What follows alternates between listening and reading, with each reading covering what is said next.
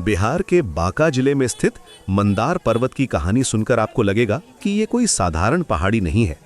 800 feet ऊंचा ये granite का पहाड़ उस महान घटना का साक्षी है जिसने देवताओं और असुरों को एक साथ लाकर समुद्र मंथन करवाया था। जी हाँ, वही समुद्र मंथन जिसमें अमृत निकला था और जिसकी वजह से भगवान शिव का गला नीला पड़ गया था। कल्पना कीजिए उस समय की, जब देवता और असुर दोनों कमजोर हो गए थे। दुर्वासा ऋषि के श्राप की वजह से देवताओं की शक्ति क्षीण हो गई थी और असुर उन पर हावी होते जा रहे थे। तब ब्रह्मा जी की सलाह पर सभी ने मिलकर क्षीर सागर का मंथन करने का फैसला किया। लेकिन इस काम के लिए चाहिए था एक मजबूत मथनी और एक रस्सी। यहीं पर मंदार पर्वत की भूमिका शुरू होती है। इस पूरी कहानी में सबसे दिलचस्प बात यह है कि मंदार पर्वत को मथनी बनाने के लिए उसे उखाड़कर समुद्र में ले जाना पड़ा। लेकिन जैसे ही मंथन शुरू हुआ, यह भारी पर्वत समुद्र में डूबने लगा।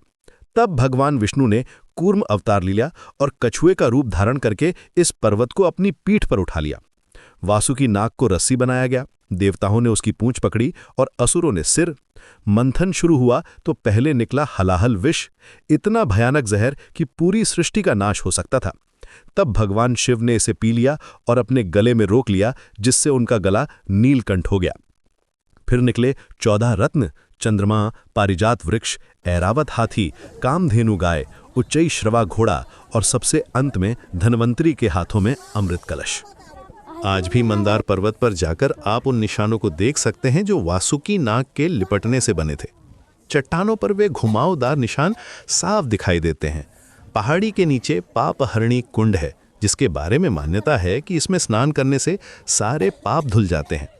गुप्त काल के राजा आदित्य सेन का एक शिलालेख भी यहाँ मिला है, जिसमें लिखा है कि उन्होंने और उनकी रानी श्री कौंडा देवी ने यहाँ नरसिंह भगवान की मूर्ति स्थापित की थी। लेकिन मंदार पर्वत सिर्फ हिंदू धर्म के लिए ही महत्वपूर्ण नहीं है, जैन धर्म में भी इसका विशेष स्थान है। यहाँ 12वें तीर्थंकर वासुपूज्य ने निर्वाण प्राप्त किया था। पहाड़ी की चोटी पर जैन मंदिर है और नीचे हिंदू मंदिर। ये अनूठा संगम स्थान को और भी खास बनाता है।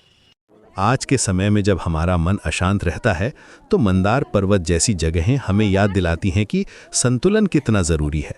समुद्र मंथन की कहानी भी यही सिखाती है कि अच्छे और बुरे दोनों मिलकर ही कुछ महान काम कर सकते हैं। देवता और असुर दोनों ने मिलकर मंथन किया, तब जाकर अमृत निकला। मंदार पर्वत आज भी श्रद्धालुओं के लिए एक जीवंत तीर्थ स्थल है। यहाँ रोपवे की सुविधा भी है, जो पर्यटकों को चोटी तक पहुँचाती है। महावीर जयंती और मकर संक्रांति के समय यहाँ मेला लगता है।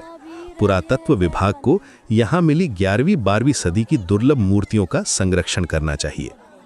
मंदार पर्वत सिर्फ एक पहाड़ी नहीं है, बल्कि ये हमारी सांस्कृतिक विरासत का एक अमूल्य हिस्सा है। यह हमें बताता है कि कैसे हमारे पूर्वजों ने प्रकृति के हर हिस्से में दिव्यता देखी और उसे अपनी आस्था का केंद्र बनाया। आज भी जब आप इस पर्वत पर खड़े होकर चारों ओर देखते हैं, तो लगता है जैसे वो महान मंथन अभी भी जारी है और हम सभी उसका हिस्सा हैं।